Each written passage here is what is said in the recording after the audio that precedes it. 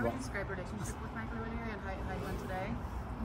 I've only met him first time there, but I thought it was a good meeting. There wasn't any meeting of minds.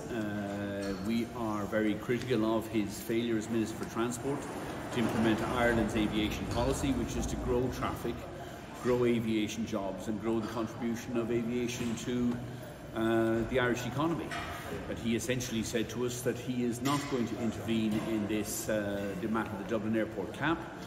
He has this excuse that it would render the whole planning process in Ireland redundant. You can't just wade in and tell them, Borpanola, sorry, you've changed your conditions. You have to act under the law. If you start abandoning the law, it costs everyone much more uncertainty. We pointed out that's not true. He previously intervened in the Shannon LNG. That's a completely different circumstance. That was where government first made a decision, and actually before any planning application, and wrote to Borpanola saying, this is our policy, before any application went in. So it's not analogous. We are now sending aircraft. 4 aircraft that we had planned to base in Dublin this summer have now gone to southern Italy and Poland. That's about 2 million passengers that have been lost to Ireland. It's about 800 jobs have been lost. And he has no solution for this for the next 4 years. He said, I'm just essentially going to do nothing because if I take some action, the planning system will collapse.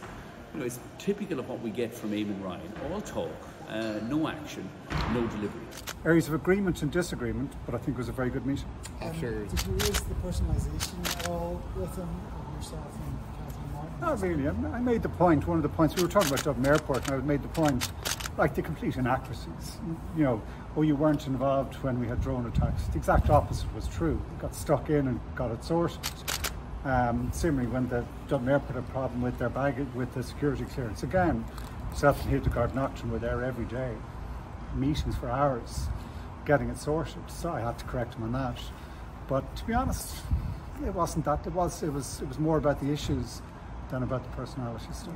I don't think it's possible to reach agreement, where we're asking for our aviation, our transport minister to take action to allow us to grow here in Ireland, and he's sitting there going, I'm not going to take any action because the whole planning system, we were almost at the point where the constitution of Ireland is going to collapse if he actually did something useful like lift the cap. Do you apologise? No, I didn't ask for it either. There are important things we need to talk about. If you turn it all into a personal thing, you'd miss the real story, which is in my mind, how do we make aviation sustainable? And in his mind, how do you get the airport working properly? But you can't do that by breaking the law. You can't throw out planning. Listen, we've lost so much in this country by people riding roughshod over the planning system. It benefits us. It's a hassle sometimes, it's a pain, but actually the independence of a planning regulatory system serves everyone, suits everyone in the long run. Do you think it's realistic that the airline could further expand given our own climate targets that we have to achieve? Yeah, but it has to be sustainable. That we agreed on.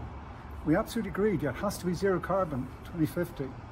They have to switch to sustainable fuels, and how you get the fuels. That's what we were talking about for the last half an hour more. How do you do that? And that's what I'm interested in as Energy Minister as well as Transport Minister. How are we going to make that happen? And Ryanair are part of the picture, part of the solution. They're ahead of the game compared to most other airlines. They're buying a lot of sustainable fuels all over Europe. I'd like to make some here, and how we do that is one of the things I wanted to talk about. Would you ask him to stop?